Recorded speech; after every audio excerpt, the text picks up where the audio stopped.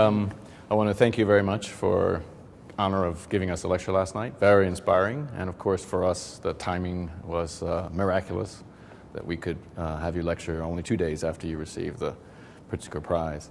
You started very early by stating that in China, new architectural developments, 90% of traditional buildings in many places are being demolished in order to make way for new construction.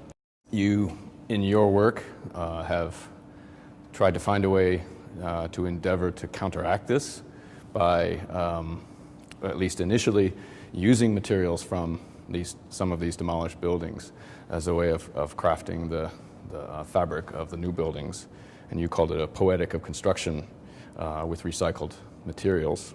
And I'm interested particularly in your notion of how these pre-existing materials from old buildings, how they would be, as you say, recomposed, a kind of recomposition of memory, how it's possible to take the materials and by using these recycled materials, as you say, not so much emphasize the material as the notion that they contain craftsmanship, a sense of time, and memories of the people who live in this place. Usually I call my work is echo or response to real reality.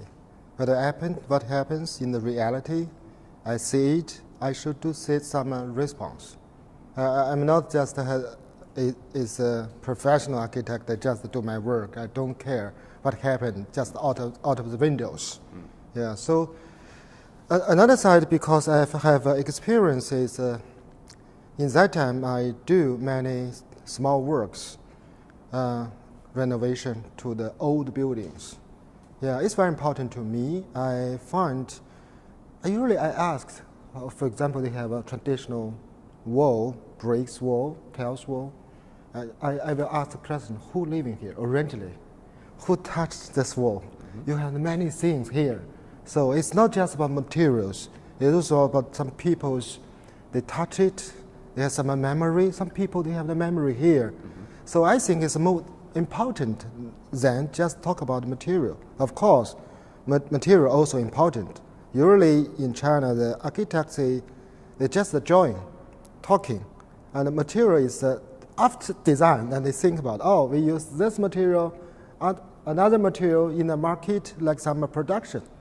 So it's not my way. So the third, I think, I like the building like some feeling like this. It's not like some modern building, they just come from some abstract concept. Usually my building is like this. You will feel, even it's a quite new building, you still can find something before this exists there. Some existing things inside. Yeah, that's my feelings. So that's the why finally I got so many touch experience works with craftsmen together. Because they need a craftsman to do it. There's the next story about how to do it. You mentioned a moment in the museum where you were talking to someone who came to visit the museum, and they said that maybe they didn't come so much to see the museum, but because the fabric of the building was composed of the bricks, she thought maybe she could find and touch the brick of the courtyard of her building, which no longer existed, which of course was very moving. A very moving thing. Yeah. And it reminded me also of this story that had been in the National Public Radio interview where you had made drawings when you were very young on the walls of your house in Beijing, and that you went back years later and the people actually had saved the drawings and kept them, though they may now be under threat. But this notion of touching the wall, inscribing your experience, in your case, directly into the wall is very moving, but that seems to still be a theme that works its way into the, but now it's something that's available to others through the way that you use the materials. In fact, usually my work is according to my memory. Yeah, that story also my memory. When I have that very small childhood, I think that just 5 years old, I joined many drawing on the courtyard's world in Beijing, in the Hutong's courtyard's world. Then I leave Beijing. 4 or 5 years later, I come back, I found every drawing still in there.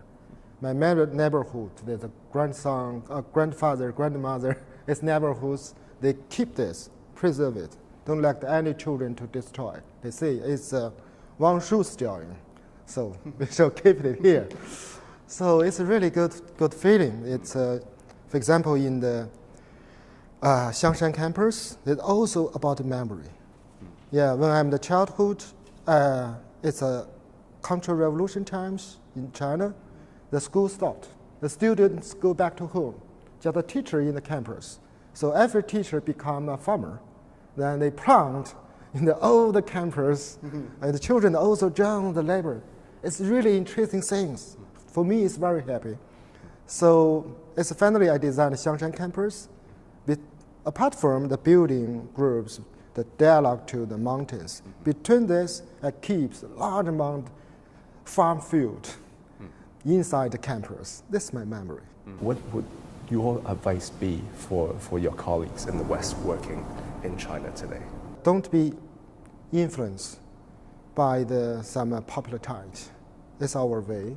In the late 1980s, I just graduated from a school, so I want to do some new education taste, experiment. But the interesting is I go into the art academy. I think in China, in art academy it means more freedom there. But interesting, in China, artists, they don't know anything about architecture. They can't understand architecture. Till to the end of 1990s, the artists, they began to understand architects. So you can think what is the situation. For the common people, they most don't know about architecture like this. So that's why I established a new school just after 2000 in National Art Academy. We want to do totally different things. More about hand drawing, hand making, material construction, mix some Chinese tradition, for example, calligraphy, landscape drawing. I mix this together, do some experiment. Many of my friends, as artist friends, help me. We do this. Of course, with the recognition, the great recognition that comes with the Pritzker Prize, you have now become the most important role model and perhaps spiritual mentor to the next generation of young Chinese architects. And we also have many students here at Washington University coming from China to study architecture here.